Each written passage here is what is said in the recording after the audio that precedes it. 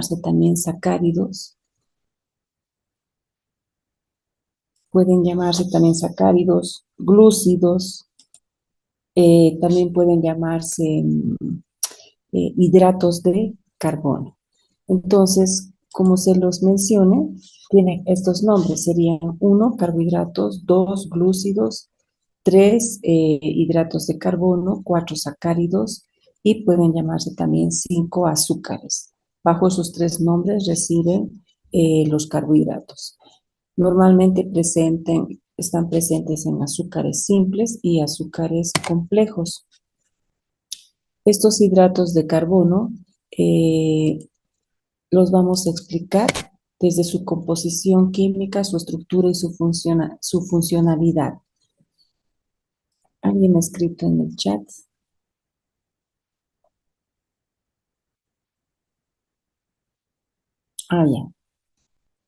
Ya estamos compartiendo. Entonces, los hidratos de carbono, aquí por ejemplo tengo un ejemplo de la glucosa y tengo un ejemplo de la fructosa, que son hidratos de carbono y del que más vamos a hablar específicamente. Vamos a hablar de la glucosa. Este carbohidrato que está aquí normalmente, estos dos de aquí son monosacáridos, los vamos a explicar a los monosacáridos, a los oligosacáridos y a los polisacáridos. El término de hidrato de carbono, el denominado porque la glucosa no es que contenga moléculas de agua, sino que tiene moléculas de hidrógeno, oxígeno, hidrógeno, H2O, pero en la forma de oxidrilo e hidrógeno alrededor de un átomo de carbono. Entonces son moléculas altamente hidratadas, ya que tienen estas moléculas de oxidrilo y de hidrógeno en su estructura. Aquí para mostrarles un poquito a la glucosa es una hexosa, tiene 6 átomos de carbono. Observen aquí el carbono 1, 2, 3, 4, 5, 6. Tiene 5 grupos hidroxilos, 1, 2, 3, 4, 5. Son sus características de la glucosa, característica estructural. Pero también le vemos a la fructosa con 1, 2, 3, 4, 5, 6 carbonos, con 1, 2, 3, 4, 5 grupos hidroxilos. Tanto la glucosa como la fructosa tienen 5 grupos hidroxilo, pero tienen una diferencia de que una presenta el grupo aldehído, fíjense, el grupo aldehído que es el grupo CHO, COH, y la fructosa tiene el grupo CO, que es el grupo cetona. Entonces se diferencian porque esta tiene el grupo aldehído y se llama aldosa, y esta tiene el grupo cetona y se llama cetosa. Ambas tienen la fórmula de carbono 6, hidrógeno 12 y oxígeno 6, ambas. Pero la diferencia entre la glucosa y la fructosa es su grupo funcional. Esta es una aldosa y esta es una cetosa. El isómero de la glucosa, ¿cuál es su isómero?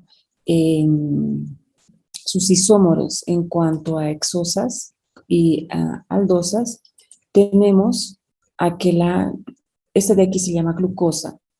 Cuando el oxidrilo, si se fijan aquí en la posición 2 está a la derecha, si este oxidrilo nosotros le colocamos a la izquierda el OH, en vez de que esté a la derecha en la posición 2, a este oxígeno le borro y el OH va a estar aquí. En este caso, cuando el oxidrilo está en la posición 2 hacia la izquierda, no se llama glucosa, recibe el nombre de manosa.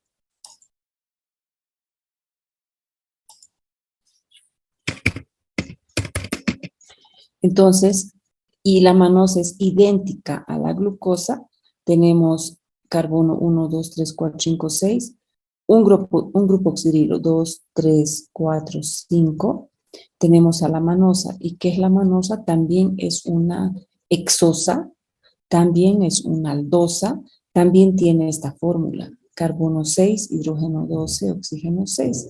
Es idéntica a la glucosa, es su isómero, pero la diferencia es que el oxidrilo en la glucosa está a la derecha y en la manosa está a la izquierda. Esa es una diferencia entre una glucosa y una manosa. Tenemos otra diferencia en el carbono 4, cuando el oxidrilo no está a la derecha, sino está a la izquierda aquí. Cuando el oxidrilo está a la izquierda en el carbono 4, ya no se llama glucosa. Esta molécula recibe el nombre de galactosa. ¿Qué es la galactosa? La galactosa también llega a ser una hexosa con 6 átomos de carbono, con 5 grupos hidroxilos, pero la diferencia es en el carbono 4, que en el carbono 4 en vez de estar a la derecha está a la izquierda, y es idéntica, igualita. Esa es la única diferencia estructural y por ende se llama galactosa. La galactosa también tiene la fórmula de carbono 6, hidrógeno 12, oxígeno 6, pero la diferencia radica en el oxidrilo del carbono 4. Esas de aquí, la galactosa, la manosa, son isómeros de la glucosa, que es una aldosa y que es una hexosa.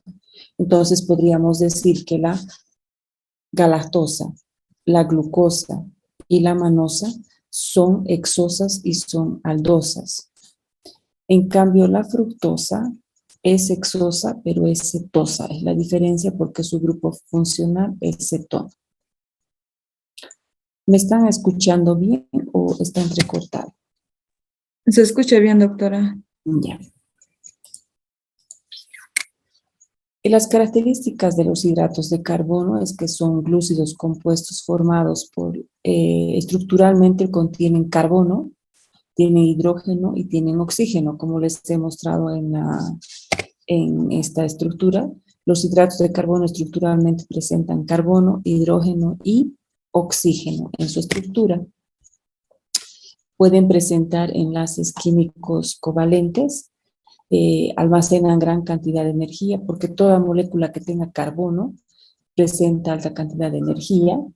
Esto sí vamos a ver cuando lleven el tema de lípidos. Los lípidos son de cadenas muy largas, entonces almacenan más energía los lípidos que la glucosa, pero la glucosa al tener 6 carbonos también es fuente de energía y pueden oxidarse.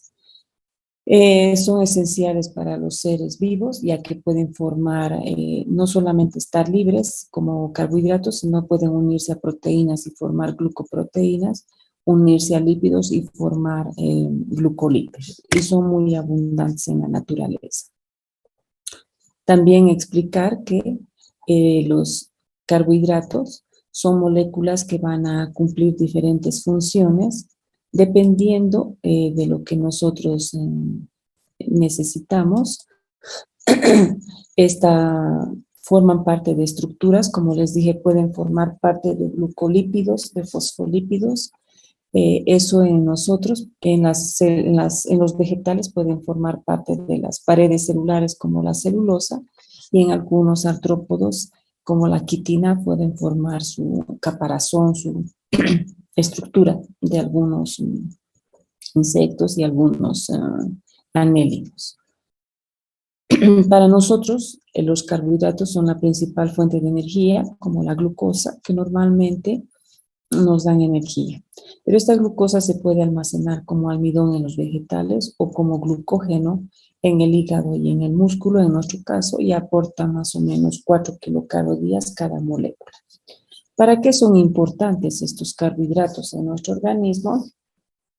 Porque forman un papel importante para órganos internos. Todos los órganos, aparte del músculo, el corazón y todos los órganos necesitan, por ejemplo, el músculo necesita la contracción muscular, el corazón también la contracción, pulmón, vejiga, todos los órganos necesitan energía. Los órganos están formados por células y cada célula requiere de energía. Todos los órganos necesitan, pero también en especial el que requiere de bastante glucosa es el sistema nervioso para la neurotransmisión. Entonces da un buen funcionamiento mientras el corazón se contraiga y haya contracción cardíaca, va a haber bombeo y oxigenación de los tejidos, y al haber oxigenación vamos a tener oxígeno en las células y por ende producción de energía a partir de los alimentos.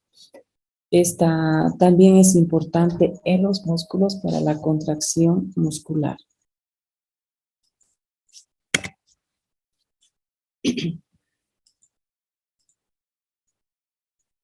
Otra de sus funciones es de que pueden ser fuente de energía, pueden ser almacenar energía como glucógeno y pueden formar parte de estructuras celulares.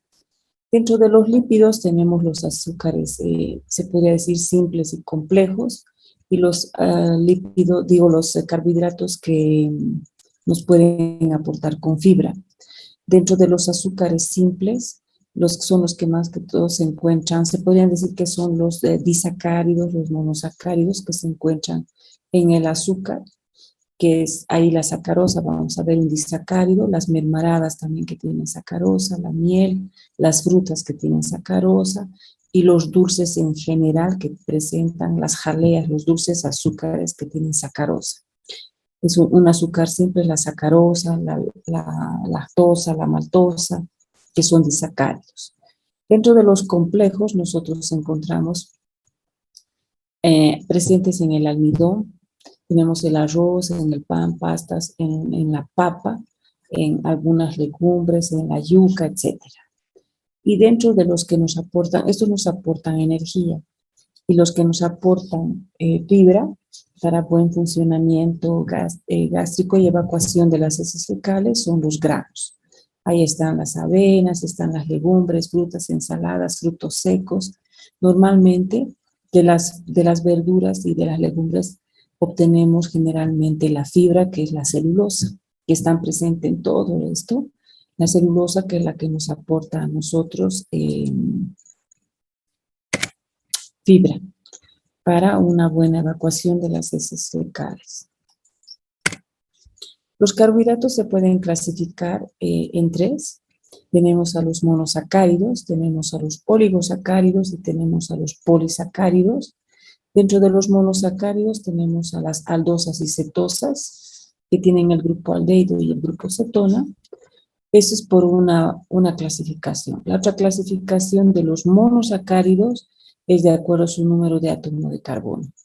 Según su número de átomo de carbono, pueden ser triosas, los hidratos de carbono que tienen 3 carbonos, tetrosas, los que tienen 4, los pentosas, los que tienen 5 carbonos, como la ribosa, y hexosas, como la glucosa, que tienen 6 átomos de carbono. Esos son monosacáridos, son una sola unidad. Y los oligosacáridos existen los que están formados por 2, por ejemplo, la lactosa, la sacarosa, la maltosa, que son disacáridos, y los trisacáridos y hasta tetra, deca, o sea, uniones de monosacáridos de 3, de 4 hasta 10 decasacáridos se llaman oligosacáridos. Y los polisacáridos son los que están constituidos por más de 20 unidades de hidratos de carbono. Entonces, esta clasificación son los monosacáridos, los que poseen 3 carbonos hasta 8, se llaman triosas, tetrosas, pentosas, etc. Los oligosacáridos, que están compuestos desde 2 hasta 20, y aquí están los disacáridos, y los polisacáridos, que contienen más de 20 monosacáridos, donde están ahí el almidón, glucógeno, etc. En esta imagen les muestro a la glucosa, que ya les he explicado que es una aldosa, y que es una aldosa porque tiene el grupo aldehído, tiene 6 átomos de carbono, y aquí tengo la fructosa, que es también de 6 átomos de carbono y tiene el grupo cetona. Este de aquí es el grupo cetona, es el CO, y este de aquí es el grupo aldehído, es el CHO. Dentro de los monosacáridos, por su grupo funcional se dividen en aldosas y en cetosas, y por su número de átomos de carbono, los que tienen 3, 4, 5, 6, 7 átomos de carbono. Un ejemplo de cada uno de ellos nosotros tenemos aquí, y todos estos normalmente los tenemos que aprender porque son importantes. Por ejemplo, dentro de las triosas de 3 átomos de carbono tenemos al gliceraldehído, que es un intermediario de la glucólisis. Tenemos a la dihidroxiacetona, también es un intermediario de la glucólisis. Estos dos son triosas. Pero el gliceraldehído es aldosa, el que tiene el grupo aldehído, y la dihidroxiacetona es que tiene el grupo cetona. De 4 carbonos, normalmente en la vía pentosa fosfato se forma, porque son interconversiones no están de manera suelta, sino interconvirtiéndose hasta llegar a una pentosa, una heptosa. Y esta es la eritrosa, que es aldosa, y esta eritrulosa, que es cetosa, de 4 átomos de carbono. La más importante de las pentosas es la ribosa, ya que forma parte de los ácidos nucleicos. Esta ribosa, por ejemplo, nosotros no la consumimos en los alimentos jóvenes. Esta ribosa se tiene que formar en nuestro organismo, no la tenemos como alimento. En cambio, la glucosa, la galactosa, la fructosa están en los alimentos. Esta ribosa se forma en nuestro organismo, así como estos también se forman en nuestro organismo. Dentro de las pentosas tenemos la ribosa, que es aldosa, la lixosa, la xilosa, la arabinosa, y cetosas tengo a la ribulosa y a la xilulosa, que estas son cetosas, pero a la vez son pentosas. Hexosas, ya les he mencionado hace rato, la galactosa, la manosa y la glucosa, que son hexosas y a la vez son aldosas, que hemos dicho que la diferencia entre la glucosa y la manosa está en el carbono 2, el oxidrilo hacia la izquierda, y la glucosa con la galactosa, al ser hexosas, su diferencia es, porque son aldosas y son hexosas, su diferencia es de la galactosa, que el oxidrilo se encuentra en la posición 4 hacia la izquierda. Y esta de aquí, que es aldosa, perdón, que es cetosa y tiene 6 átomos de carbono. Estas de aquí, como las eritrosas, son en interconversiones. Tenemos a la acetosa y a la acetobutulosa, que son de 7 átomos de carbono, una aldosa y una cetosa. ¿Hasta ahí tienen alguna duda? ¿Jóvenes?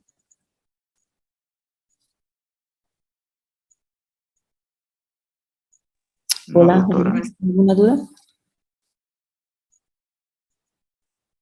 ¿Hasta aquí?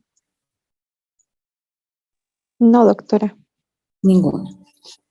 Ahí como se ve en la imagen, tenemos a una triosa, miren, 3 átomos de carbono y con grupo aldehído.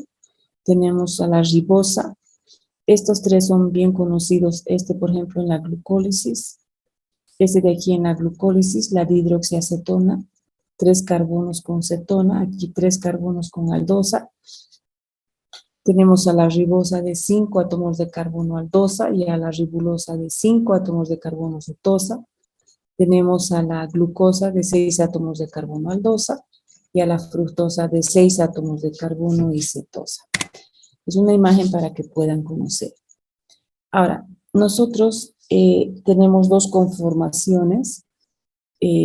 Una es lineal, se llama la conformación de Fischer, esta de aquí, y esta conformación o proyección de Haworth es la forma cíclica.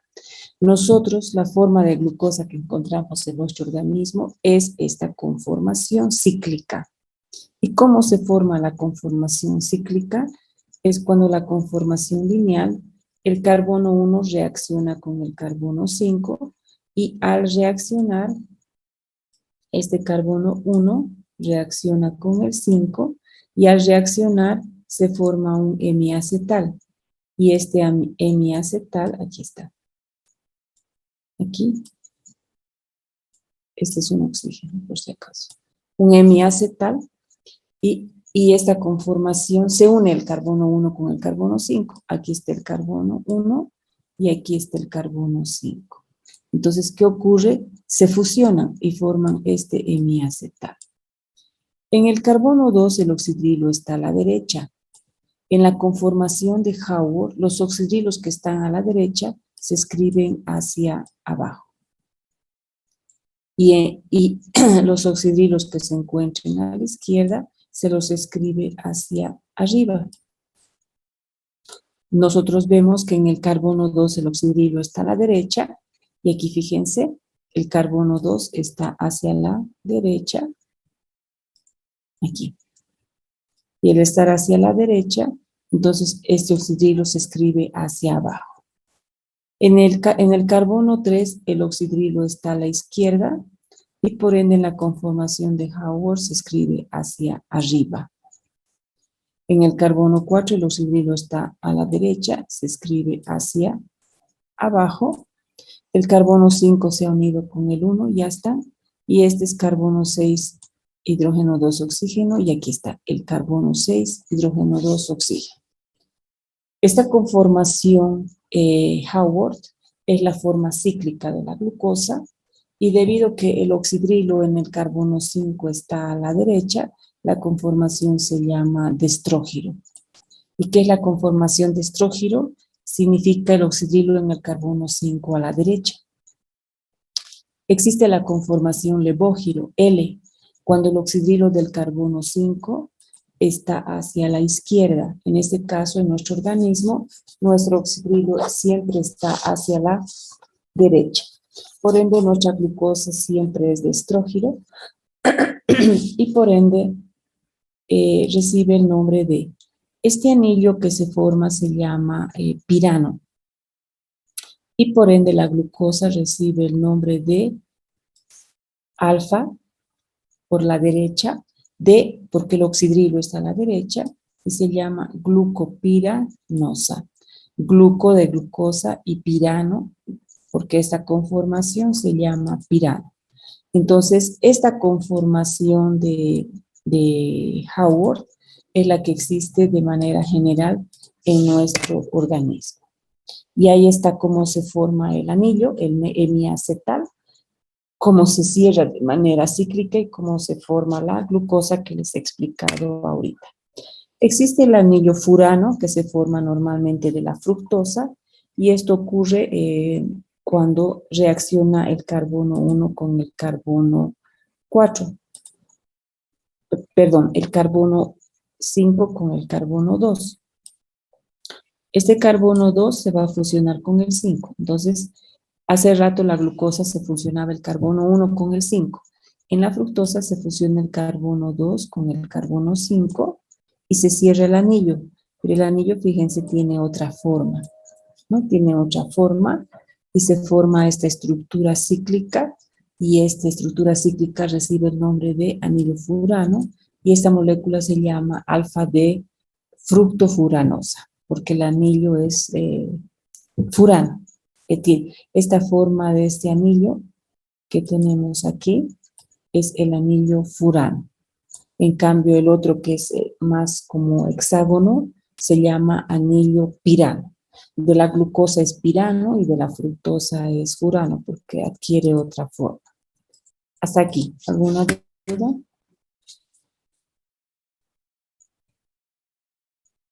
Jóvenes, entre el anillo furano y pirano.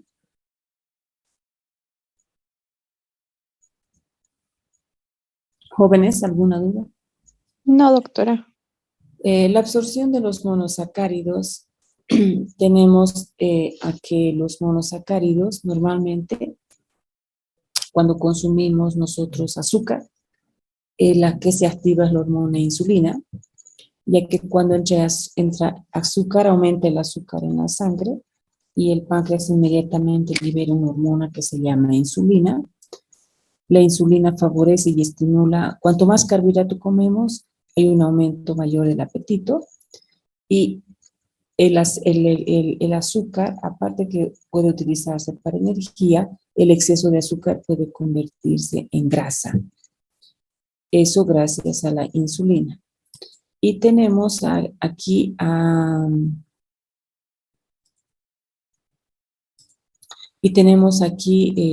cuando consumimos todo esto, ¿no? El azúcar, la miel, mermeladas, jaleas, todo esto condiciona a que aumente nuestro azúcar en la sangre y cuando está aumentada el azúcar en la sangre, inmediatamente el páncreas lo que hace es liberar la insulina.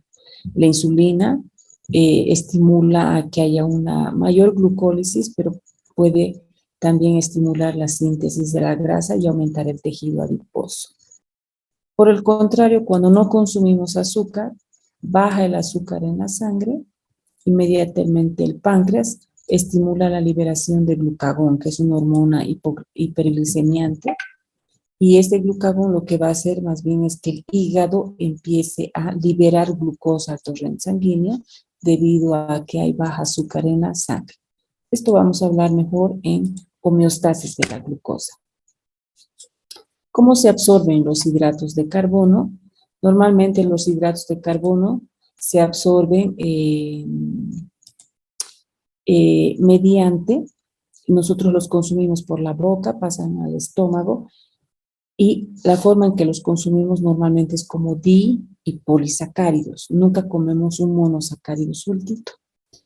Entonces nosotros tenemos enzimas que van a digerir tanto a los disacáridos, que los van a separar en monosacáridos, y a los polisacáridos, que los van a degradar y van a dejarlos también como monosacáridos, que les voy a explicar más adelante.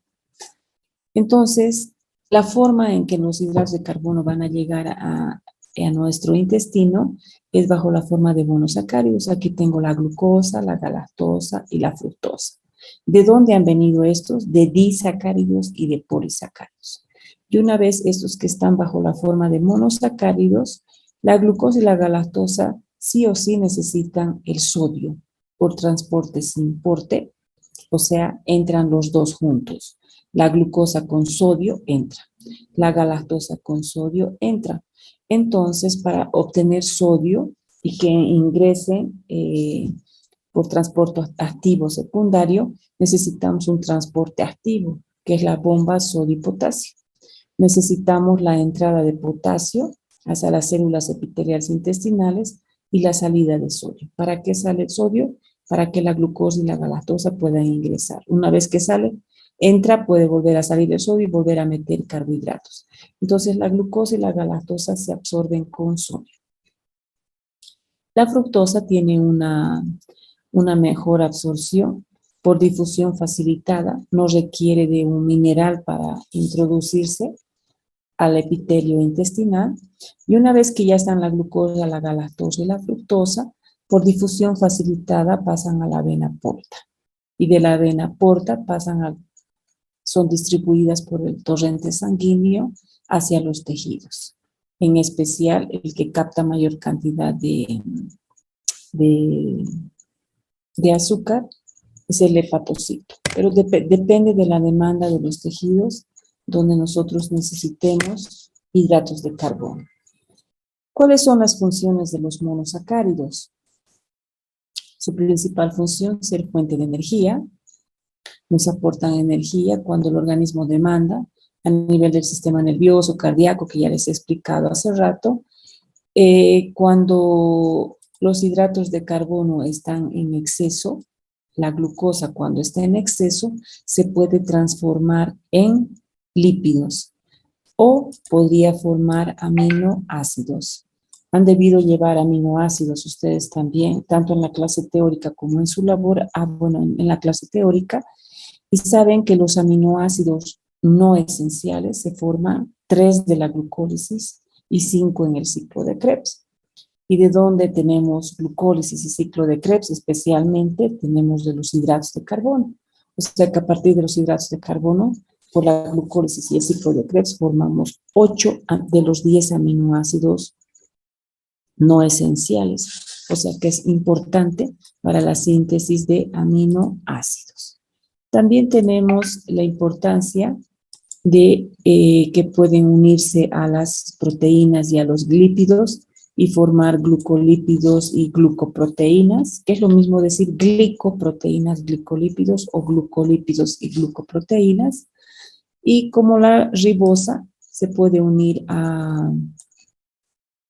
forma parte de la estructura de los nucleótidos y forma parte de los nucleótidos y por ende de los ácidos nucleicos, segundos mensajeros y fuentes de energía como el ATP. La ribosa forma parte del ATP también. En el caso de que esté en exceso el azúcar, nosotros lo podemos almacenar.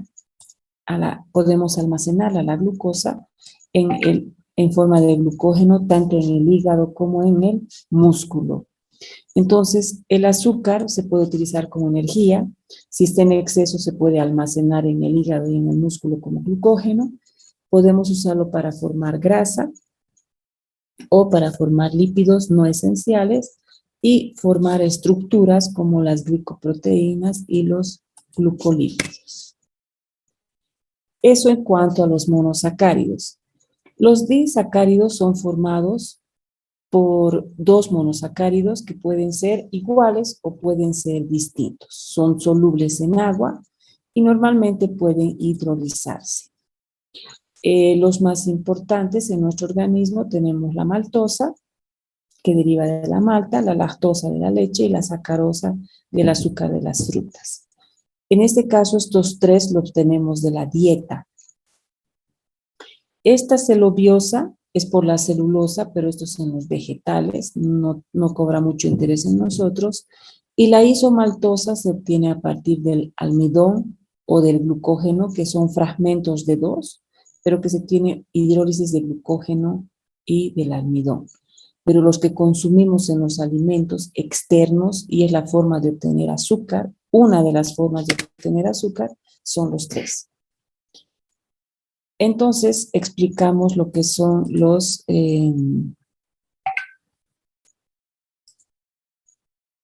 disacáridos. Jóvenes, no estoy con reloj, me van a avisar, por favor, y no veo en mi pantalla, cuando sea las 8, no sé qué hora será ahorita, por favor. 7:24, doctora.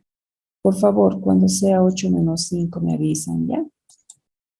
Ya. Doctora, una pregunta. Dime, Tanto la Chile. glucosa como la galactosa van al hígado y ambas pueden convertirse en glucosa. ¿Cómo? ¿Tanto la glucosa como? Tanto la glucosa como la galactosa van al hígado para formar glucógeno, doctora. No. El glucógeno solo se forma de glucosa, Charlotte.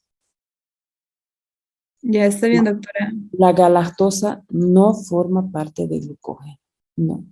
La galactosa, la glucosa pueden formar glicoproteínas, glucolípidos, pero no glucógeno. El glucógeno solo está formado por unidades de glucosa, nada más. Ahora, tengo aquí a la maltosa. La maltosa es un disacárido. Normalmente esta maltosa resulta de la unión de una molécula de glucosa. Yo ya les he mostrado el anillo pirano, carbono 1, 2, 3, 4, 5 y 6 es una glucosa. Y este de aquí es otra glucosa, 1, 2, 3, 4, 5. La fusión de dos glucosas va a dar lugar a la galactosa. Pero aquí fíjense cómo se fusionan los carbohidratos. Los carbohidratos se fusionan, miren aquí, el carbono 1, el oxidrilo está hacia abajo. En el carbono 4, el oxidrilo está hacia arriba. Entonces, cuando el oxidrilo está hacia abajo, el enlace que forman es alfa. Y se van a fusionar el carbono 1 con el carbono 4. Y aquí está.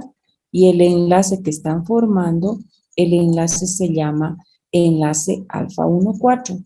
Y por ende, esta se llama, la fusión de glucosa más glucosa se llama maltosa. ¿Y qué es la maltosa? Es glucosa más glucosa por enlace alfa 1,4. Entonces, el enlace que tienen, este es enlace alfa 1,4. Y este enlace se llama enlace glucosídico. El enlace glucosídico alfa 1,4 se forma cuando reacciona el carbono 1 de una glucosa con el carbono 4 de la otra glucosa. Esta maltosa, ¿de dónde la obtenemos? Nosotros la obtenemos normalmente de los granos de cereales ricos en almidón germinados y son utilizados más que todo de la malta. La malta es rica en maltosa y ahí están en estos granos y cereales. Esta maltosa puede ser utilizada más que todo. Nosotros no lo consumimos tanto como alimento, sino se utiliza para fabricar las bebidas alcohólicas, cerveza, whisky y otras bebidas. Y entonces esta presenta este enlace glucosídico. Otro disacárido que tenemos es la lactosa. La lactosa es un hidrato de carbono, disacárido también, constituido por glucosa y galactosa. Pero ¿qué quiero que observen aquí? El enlace de la glucosa, este es carbono 1, 2, 3, 4, 5 y 6. Es la galactosa, ¿vale? Y esta de aquí es la glucosa. Esta es la galactosa. El oxidrilo aquí, miren, está hacia arriba, jóvenes. Y porque está hacia arriba, el enlace no puede ser alfa. En la maltosa era hacia abajo, el enlace era alfa. Ahora, como el oxidrilo está hacia arriba, el enlace que se forma es beta. Y fíjense, este enlace beta adquiere otra forma, es así, y el enlace es beta. Y aquí y la molécula que se forma entre galactosa y glucosa, cuando se fusiona, el disacárido que se forma es la lactosa. Y su enlace es beta, enlace beta 1, 4, glucosídico. El enlace que forma entre carbohidrato y carbohidrato se llama glucosídico. Y hemos avanzado en proteínas. Cuando un aminoácido se fusiona con otro aminoácido, el enlace es peptídico. Cuando un carbohidrato se fusiona con otro, el enlace es glucosídico. En este caso, cuando el oxidrilo está hacia arriba, el enlace es beta. Cuando el oxidrilo está hacia abajo, el enlace es alfa. Entonces, el enlace glucosídico es beta 1,4, que es la lactosa, es el azúcar de la leche. La leche no solamente tiene azúcar, tiene grasa, vitaminas, proteínas, etc. Y este azúcar que es la lactosa, lo encontramos en la leche, cuando consumimos leche. Ahora, existe una enzima que va a degradar este enlace glucosídico y la enzima se llama beta-lactasa, la que quiebra el enlace entre glucosa y galactosa para separarles. La beta-lactasa nosotros producimos a nivel del borde de cepillo del intestino delgado y cuando consumimos leche, donde se digiere la lactosa, que es el azúcar de la leche, es en el intestino. En el intestino hay la beta-lactasa y esta beta-lactasa quiebra y tenemos un monosacárido y otro monosacárido que ya saben que se absorben con sodio. Pero ¿qué ocurre cuando tenemos deficiencia de la enzima beta-lactasa? Inmediatamente no se puede separar este disacárido y al no separarse el disacárido se queda completito, se fermenta en el organismo, produce mucho hidrógeno y lo que provoca la patología que se llama intolerancia a la lactosa. Esta intolerancia a la lactosa es la capacidad de no poder digerir la lactosa y empezamos a tener flatulencias, emetismo, diarrea, dolor cólico, que son signos y síntomas característicos de una intolerancia a la lactosa. Otro disacárido que presentamos es la sacarosa. Este es el más, se podría decir que es el más importante para el organismo humano, debido a que es el más abundante, se encuentra en las frutas, en las verduras dulces, la caña de azúcar tiene bastante sacarosa, y de la caña de azúcar es que nos obtienen el azúcar morena y el azúcar refinada, el azúcar blanco, ese es el azúcar con el que preparamos nuestros desayunos. Y esta sacarosa también es la que colocan en los jarabes, jaleas, refrescos, etcétera. Todo lo que tiene dulce normalmente tiene sacarosa. La beteraba y todas las frutas, ¿no? Tienen sacarosa. Porque está constituida normalmente por una glucosa y una fructosa. En este caso la fructosa es cetosa. Entonces la glucosa en el carbono 1 se une con el carbono 2 y como los oxidrilos están abajo, el enlace es tipo. ¿Qué tipo de enlace es? Alfa, doctora. Alfa, porque los oxidrilos, Josué, están hacia abajo. Entonces, y esta se llama sacarosa. La sacarosa resulta de la unión de glucosa con fructosa. La celobiosa es, como les dije, viene de la hidrólisis de moléculas de la celulosa, no presente en nuestro organismo, Pero sí, esta isomaltosa está presente en nuestro organismo cuando degradamos el almidón, como la amilopectina, y el glucógeno. Obtenemos estos restos chiquititos y la isomaltosa resulta de la unión de glucosa más glucosa, pero el enlace que les caracteriza es enlace alfa 1,6. La isomaltosa, a diferencia de la maltosa, es el enlace alfa 1,6, porque la maltosa su enlace es alfa 1,4. Aquí tengo a los 3 hidratos de carbono, sacarosa, lactosa, maltosa, sus tipos de enlace. ¿Cómo se digieren los hidratos de carbono, los disacáridos? En este caso, nosotros tenemos a la sacarosa. Sabemos que la sacarosa es la unión de glucosa por fructosa con enlace alfa 1,2. Ese enlace alfa 1,2, quien quiebra ese enlace y es producida esta enzima en el estómago, se llama sacarasa. Cuando consumimos las frutas, las verduras dulces o el azúcar común, estamos consumiendo sacarosa, disacárido. Nosotros nunca comemos la glucosa sueltita, la consumimos como disacárido. Entonces, ¿qué hace nuestro organismo? A ese disacárido lo separa. ¿Cómo lo separa? La sacarasa. Cuando termina en osa, sacarosa es el hidrato de carbono y cuando termina en asa es la enzima. Y la enzima que digiere a la sacarosa se llama sacarasa. La lactosa resulta de la unión de glucosa y galactosa. Esta unión de glucosa y galactosa por enlace beta 1,4, ojo, enlace beta 1,4 entre glucosa y galactosa. La enzima que quiebra se llama beta-lactasa, producida en el borde del cepillo del intestino delgado. La maltosa resulta de la unión de glucosa más glucosa por enlace alfa 1,4. Quien rompe ese enlace alfa 1,4 es la maltasa, igual producida en el estómago. Entonces, estas son sus enzimas que van a quebrar a los disacáridos porque jamás entra un disacárido al torrente sanguíneo. Jamás. Nunca vamos a ver sacarosa, maltosa, lactosa en el torrente sanguíneo. Lo que vamos a ver en el torrente sanguíneo es glucosa sueltita, fructosa sueltita, o vamos a ver el hidrato de carbono de manera suelta. Jamás vamos a ver a los hidratos de carbono de manera suelta.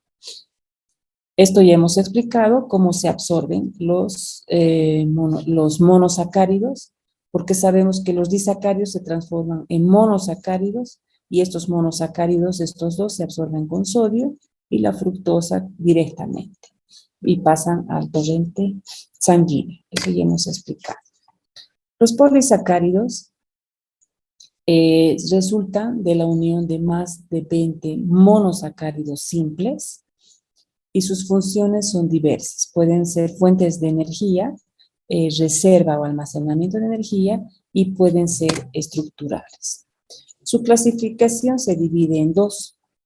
Su clasificación se divide según su función, que pueden ser los de polisacáridos de reserva o pueden ser polisacáridos estructurales. Esta clasificación es según su función.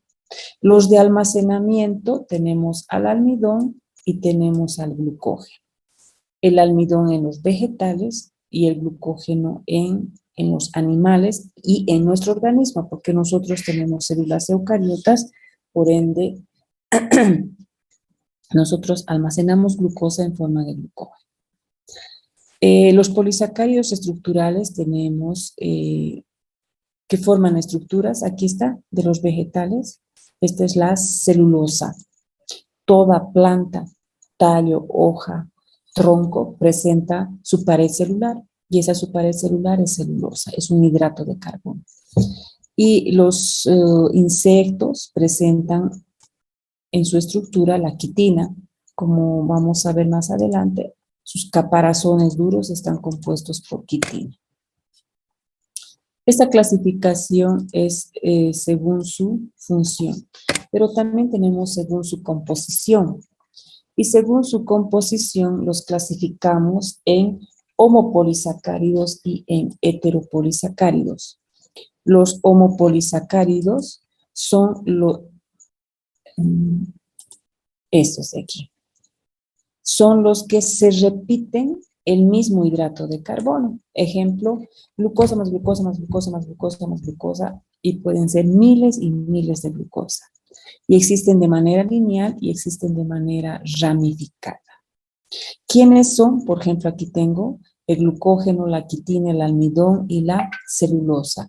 Todos estos son homopolisacáridos. ¿Qué quiere decir? Que se repite el mismo monosacárido. Ejemplo, toditos, glucógeno, quitina, almidón y celulosa, solo tienen glucosa repetidas muchas veces en su organismo. Digo, muchas veces solamente la glucosa. En cambio, los heteropolisacáridos son moléculas que tienen repeticiones, pero de diferentes monosacáridos. Un ejemplo, este puede ser, por ejemplo, glucosa, manosa, galactosa. Otra vez se repite, glucosa, manosa, galactosa. Pero no es el mismo monosacárido. Se llama hetero porque están formados por diferentes monosacáridos. También pueden ser lineales y también pueden ser ramificados. ¿Hasta ahí se comprende? ¿Jóvenes? Sí, doctora. Normalmente, dentro de los heteropolisacáridos están los peptidoglucanos y los proteoglucanos, que vamos a avanzar. Empezamos por los homopolisacáridos, y aquí tengo un homopolisacárido muy importante para nuestro organismo, que recibe el nombre de glucógeno. El glucógeno que tiene la función de reservar energía, donde tanto en el hígado como en las células musculares. Estos puntitos azules que vemos aquí son glucógenos, y esos puntitos azules que vemos en el músculo son glucógeno. Entonces, nosotros podemos almacenar glucógeno tanto en los hepatocitos como en los miocitos. ¿Qué es el glucógeno? Resulta de la unión de glucosa más glucosa más glucosa, y este glucógeno puede tener hasta 120,000 unidades de glucosa. O sea, es grande, es gigante el glucógeno. Se almacena en el músculo y en el hígado. ¿Para qué sirve? Normalmente el glucógeno muscular solo sirve para la contracción, o sea, es combustible. Sirve para la contracción muscular, y el glucógeno del hígado, aparte de dar energía para el hígado mismo, el hígado puede regular la glicemia. ¿Por qué? Porque el hígado puede aportar con azúcar al torrente sanguíneo cuando el organismo le pide, cuando estamos con hipoglicemia. Dentro de sus características del glucógeno, jóvenes, tenemos, estas características son estructurales. Tienen enlaces alfa 1,4, tienen enlaces alfa 1,6. ¿Dónde están los enlaces alfa 1,6? En la ramificación. ¿Dónde están los enlaces alfa 1,4? En la cadena principal. Ahorita les voy a explicar. El glucógeno presenta dos extremos, uno reductor y uno no reductor. El reductor se une covalentemente a una proteína llamada glucogenina, y los extremos no reductores son las ramificaciones. Aquí les muestro.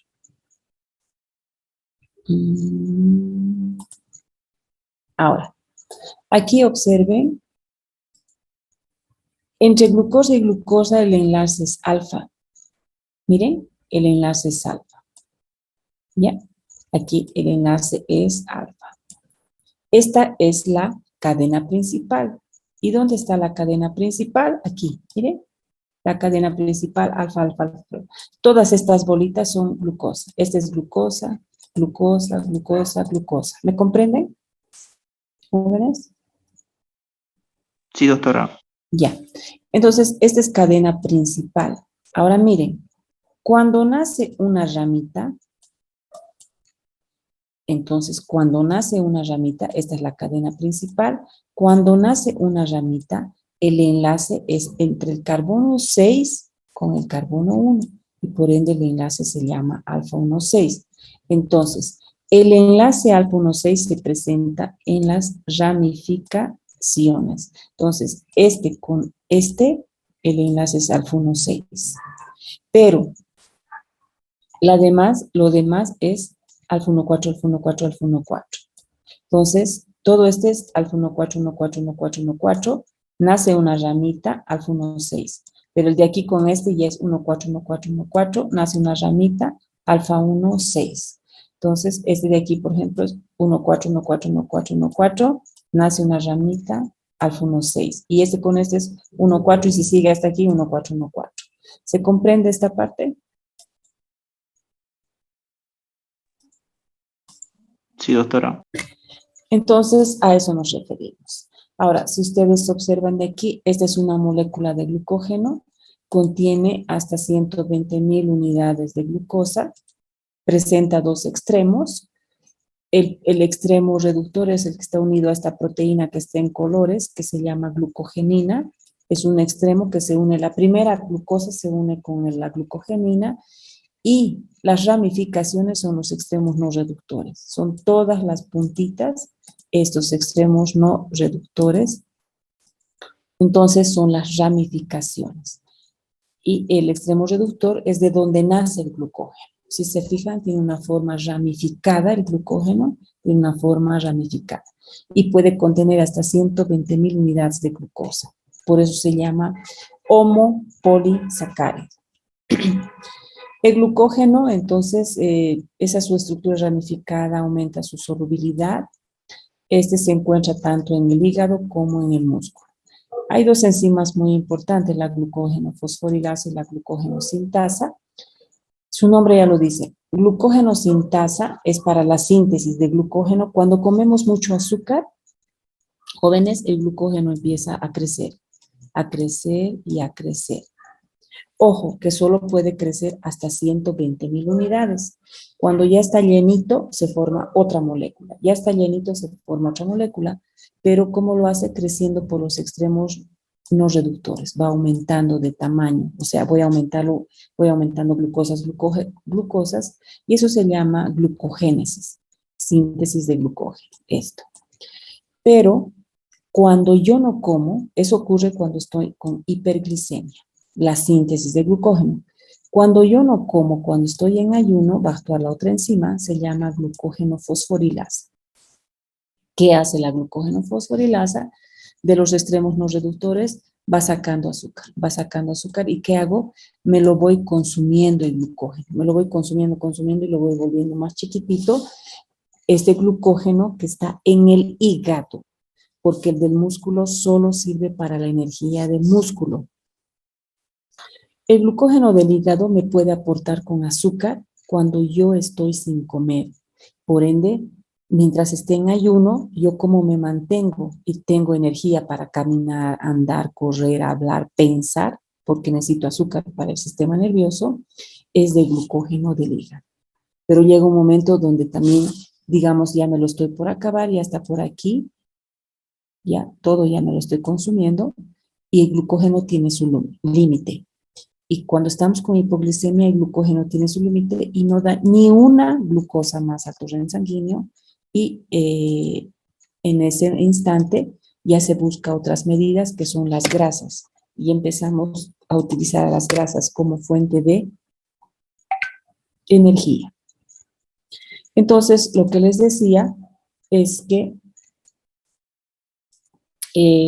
cuando el organismo requiere aporte energético de emergencia, en casos de alerta, tensión, cuando liberamos adrenalina, normalmente cuando liberamos adrenalina, es que la glándula suprarrenal puede decirle al hígado de que aporte glucosa al torrente sanguíneo en estados de alerta, tensión. Cuando no comemos en estados de ayuno, es el páncreas que va a estimular la liberación de glucosa igual al torrente sanguíneo. ¿Mediante qué hormona? Mediante el glucagón. El glucagón es el que le dice al hígado que saque azúcar al torrente sanguíneo cuando estamos en ayuno. Pero cuando estamos en tensión, en alerta, es la adrenalina la que le pide al hígado que saque azúcar. Entonces tenemos a dos hormonas que pueden regular la glucosa por el hígado Ojo que la adrenalina puede ir al músculo y el glucagón también ir al músculo a pedir, pero lamentablemente el músculo no aporta con glucosa al torrente sanguíneo porque carece de una enzima que se llama la glucosa 6-fosfatasa, no hay en el músculo. En cambio, esa enzima hay en el hígado y esa enzima permite la salida de glucosa al torrente sanguíneo y el músculo no tiene la enzima, entonces el músculo, por más que almacene glucosa, no aporta con glucosa al torrente sanguíneo en condiciones de hipoglicemia, cuando no comemos. Pero sí, el músculo va a tener su glucosa para su propia energía. Por ende, el glucógeno hepático puede regular la glicemia, entre comidas, y el glucógeno muscular solo sirve para su propia energía, para la contracción muscular, que también es importante, ¿no? La contracción muscular. Hasta ahí, ¿se han comprendido el glucógeno? Doctora, perdón, una pregunta. ¿Por qué solo el hígado tiene lo que es la glucosa 6-fosfato y el músculo no tiene esta enzima? Porque así hemos nacido, así nos ha hecho Dios. Nuestros músculos carecen de la enzima, no es una enfermedad genética, nada. Todos carecemos de la enzima glucosa 6-fosfatasa. No tenemos en nuestro músculo, así hemos nacido. En cambio, nuestro hepatocito tiene la enzima.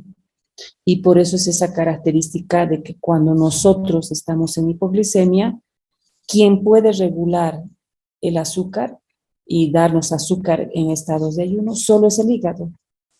El músculo, en cambio, al carecer de la enzima, no sale el azúcar, porque esa enzima glucosa 6-fosfatasa lo que hace es desfosforilar a la glucosa dentro de la célula, porque está almacenada.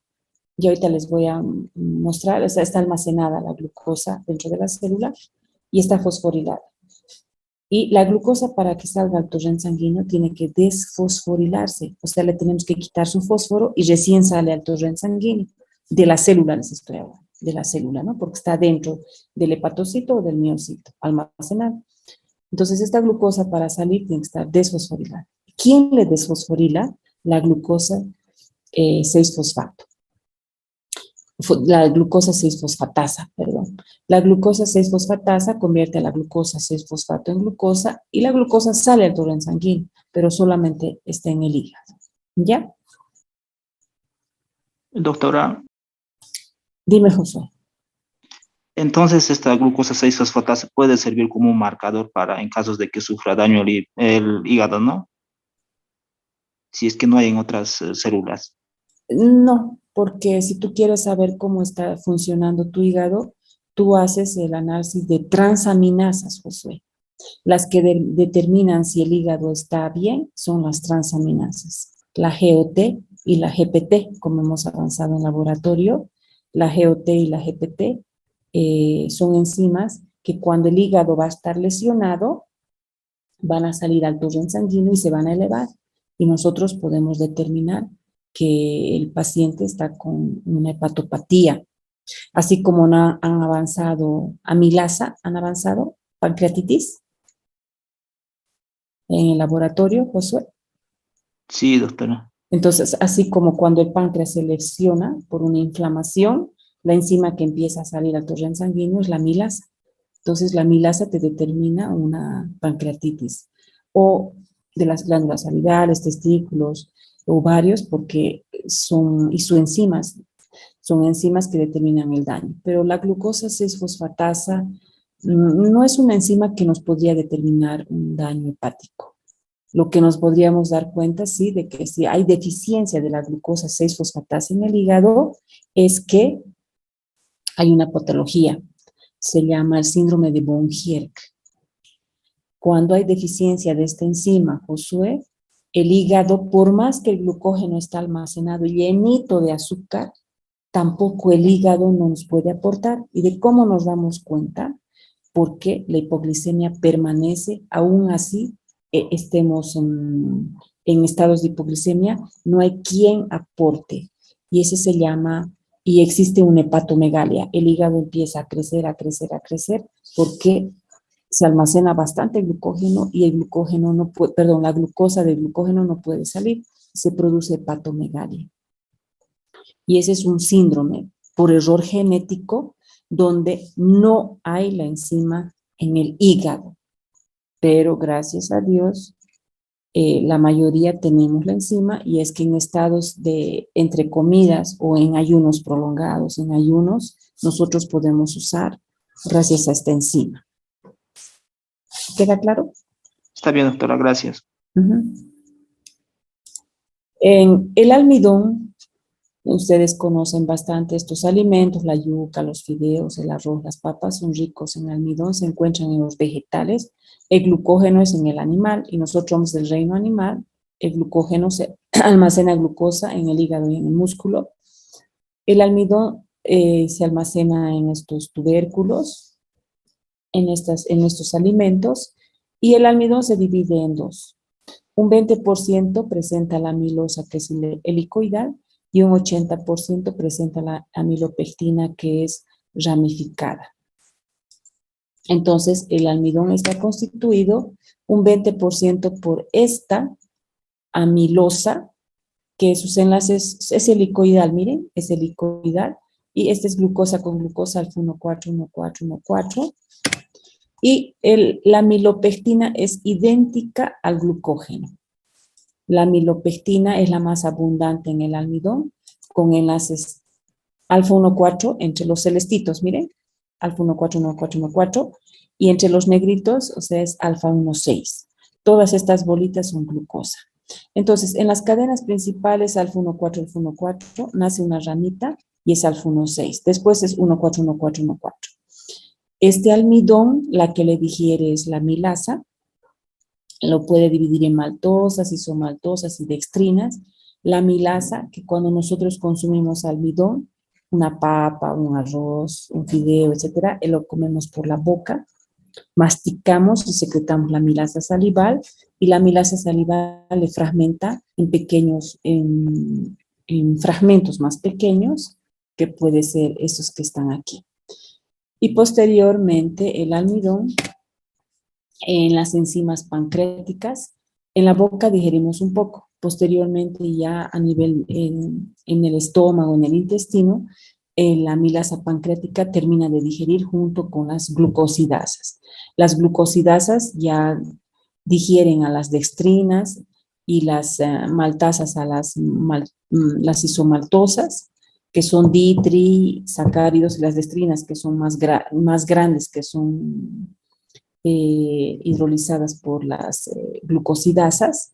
Y una vez que nosotros digerimos totalmente al almidón, ya saben que la forma de absorción del almidón, la forma de absorción del almidón no es como polisacárido, sino como monosacárido. Nosotros tenemos que digerir por completo al almidón y en nuestro intestino las glucosas tienen que estar sueltitas y con sodio atraviesan.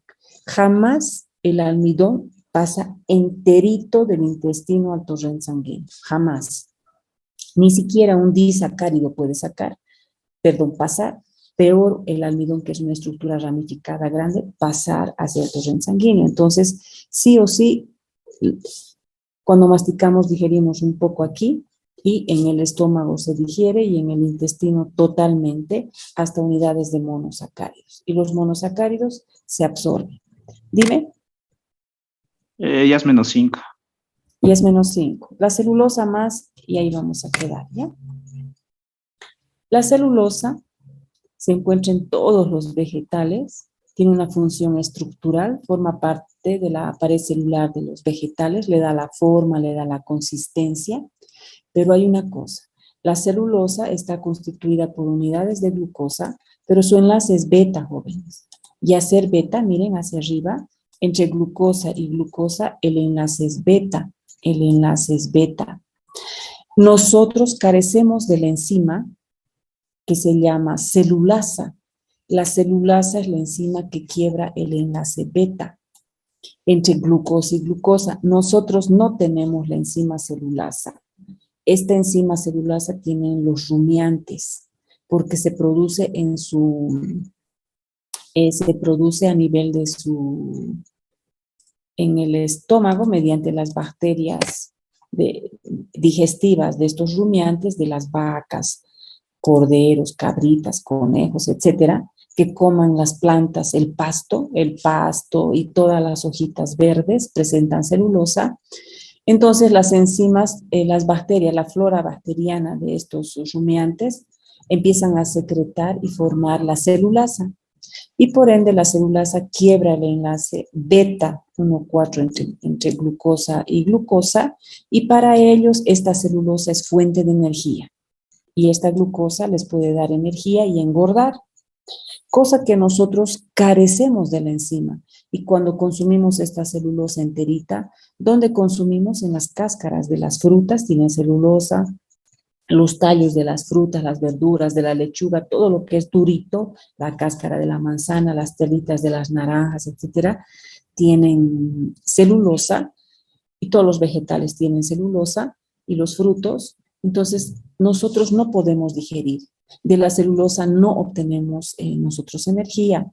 Como no podemos digerir, no podemos quebrar el enlace, a nosotros nos aportan como fibra. Y esta fibra es muy importante en nuestro organismo porque nosotros al digerir al no digerir esta celulosa, la fibra nos ayuda en nuestro estómago, en nuestro intestino, a todas las heces fecales, nos ayudan y nos mejoran una buena evacuación. Junto con el agua, tenemos la evacuación de las heces fecales. Solamente nos aportan como fibra. Finalmente, la quitina es un homopolisacárido, y con esto acabo, que estamos terminando con los homopolisacáridos. La quitina es un homopolisacárido constituido por unidades de glucosa, pero hay una diferencia porque tiene el N-acetilglucosamina, o sea, tiene nitrógeno y tiene un grupo ácido. Miren, aquí tiene nitrógeno y un grupo ácido. Y otra cosa es que la disposición que está es de manera en capas, se encuentra en capas. Y estas son glucosas, pero son glucosas aminadas, se podría decir, se llama N-acetilglucosamina y forma parte de las estructuras duras de los insectos, las cucarachas, los escarabajos, las mariquitas, las langostas, los camarones, los cangrejos. Esa estructura dura se llama quitina. ¿Y qué es la quitina? Es un hidrato de carbono que forma la estructura de anélidos, artrópidos de algunos insectos. Bien, jóvenes, nos quedamos aquí. Quedamos en esta parte. Y Recording stopped. El día jueves continuamos con los heterosacáridos, homeostasis de la glucosa y lo que podamos avanzar. Nos vemos el próximo jueves. Que tengan buen día. Hasta luego, jóvenes.